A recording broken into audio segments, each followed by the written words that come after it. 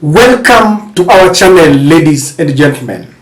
Someone was reminding me that Achando, I'm happy that your channel is growing. She sent me that message.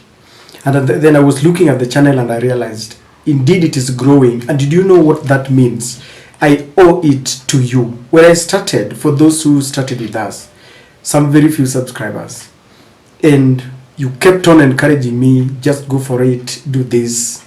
And we are here. People just kept on sending, sharing our messages, sharing our videos, calling back and telling me, apana, hapo umedanganya. And they would give you the truth. Sometimes when you miss some truth or facts, they will tell you, this is it.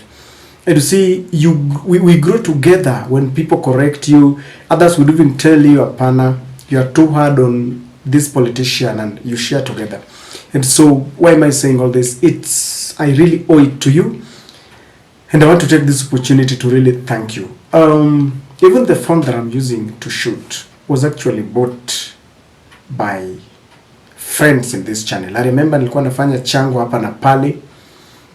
Some people gave me 200, 500, all that. And then someone, a good friend of mine from the USA, just gave me 10,000. And he told me, changa pana pale uongeze, and then that is how I got this phone that I'm using.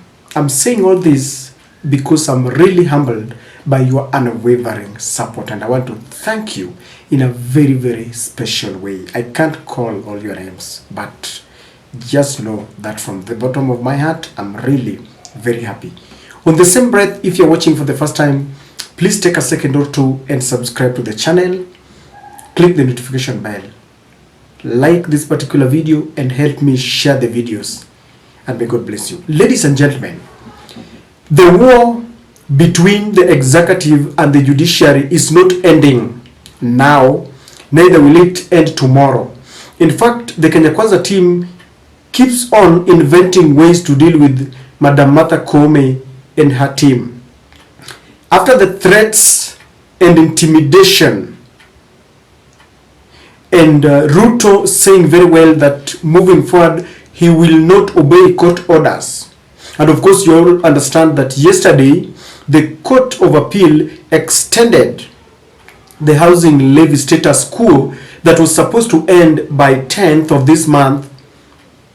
Ruto will continue collecting the housing levy until 26th of this month. And I'm sure that by 26th, either they will extend it to February, maybe end of February, or they will rule in favor of William Samoei Ruto, because the judges have been intimidated and they are afraid. We have a trembling judges. We have judges who can no longer work freely because they have been threatened. So today, I was reading this information from the senator of Kiambu, the man called Senator Karungo Wathangwa.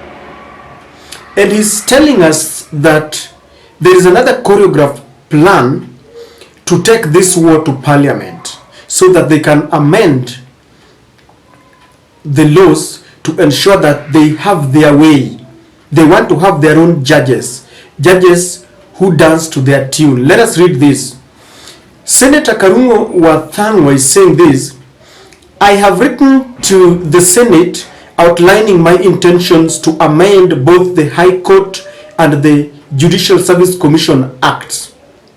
The objective is to establish a policies court within the High Court dedicated to handling litigations challenging government policies, akin to the existing employment and environmental courts in the High Court. This court will be subject to a timeline, possibly 30 days, within which the cases should be concluded.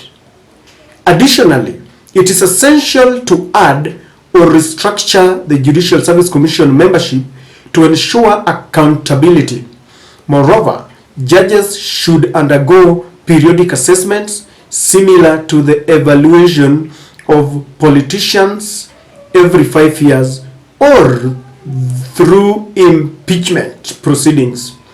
And then there's hashtag 2024 ni ule mwaka, signed by Karugo wa Thangwa, I don't know, senator of Kiambu, and senator is the man that you are seeing there. Senator Karugo wa Thangwa is the chairman of the Senate Housing Committee. And you know what that means? The controversial housing levy falls directly within his purview. And this is the reason why they have decided, and I believe it is through the instructions of an angry William Ruto, who has said that Uhuru Kenyatta is leading a pack of people like Okia Mutata to go to court and sabotage his agenda. Ladies and gentlemen, this is a choreographed plan by the executive to ensure that outside they will be threatening the courts and the judges. On Twitter, William Ruto will be tweeting and inviting people like Ahmed Nasir to help him fight Koome and the team. And now in Parliament, they have decided that they are going to amend the laws. Look, William Ruto knew exactly how his government was going to be. And this is the reason why immediately he took over office, he compromised the members of Azimio, the members of Parliament from Azimio, and they changed their allegiance. The members of the Jubilee Party, 3/4 of the members of Parliament from Jubilee, are aligned and will vote with the Kenya Kwanza government. I know people like Jalango and all the members of Parliament that went to State House ostensibly to get development, which is not there, it's very elusive, will vote for or with the government side. So this bill, if they make good their threat, it is going to pass. They enjoy a massive support there, and William Ruto knew very well he was planning himself. They also have a puppet in the name of the Senate Speaker, Amason Kingi. Amason never brought anything to the Kenya Kwanza team. Convince me otherwise. And so he is there, placed strategically to be officiating the interest of the government. And so this bill will pass. It will not take minutes. During voting, it will pass very fast. If they succeed in establishing this court, because you all know that matters dealing with employment are always dealt with in the Employment and Labor Relations Court. Matters dealing with environment, we have an environment court. They are established under the High Court. So these people want to amend these laws, the Judicial Service Commission law or amendments or the acts, so that we have another body or another court within the High Court that will be dealing with cases that involve government. For example, if Okia Mutata goes to court and he says that we want this not to go through, like we have the housing levy case and we have the NHIF. So this established court will be dealing with it. It goes without saying, ladies and gentlemen, that if it goes through, then they will be appointing their puppets. They will have their own people.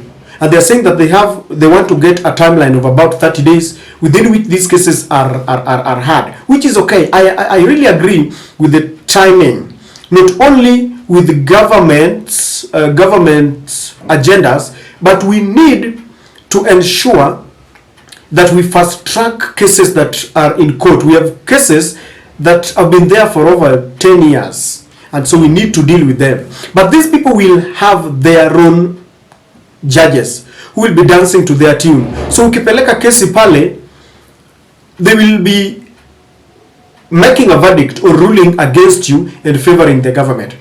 If now that we don't have such a court, the judges are afraid and they are siding largely with the government, what do you think this court will be like? Because I remember the judge, the fact that judge that ruled in Okia Mutata's case had been transferred to Mombasa in what they say is a normal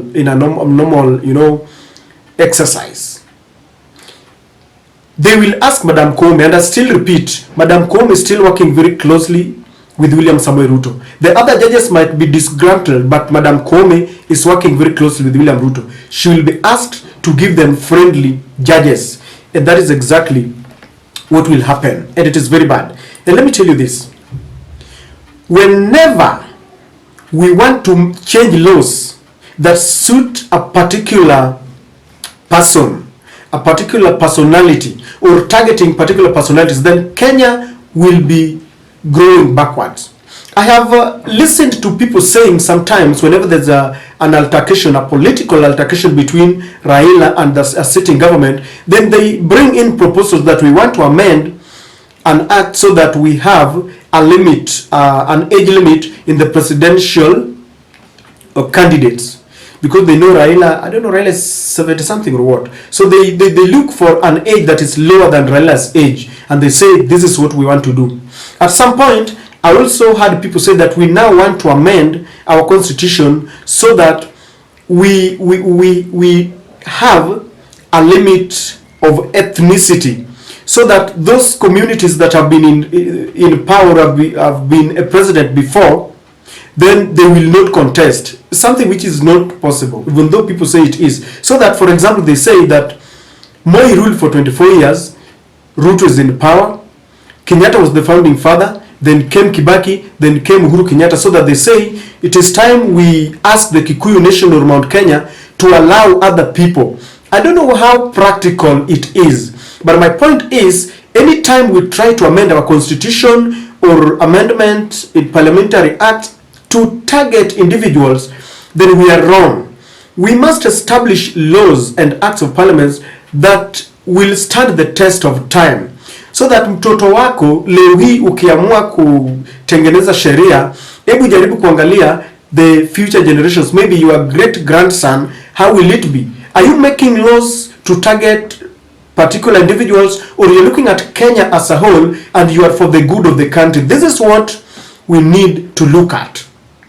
And when you see people like Karungu Wathangwa coming out with such bills, they want the government to have their way. And William Ruto is so much determined about the housing levy, and this is something that is not going to let go unless people fight it and resist it and reject it. People might go back to the streets, and I know William Ruto is ready to kill people on this. They are trying every means.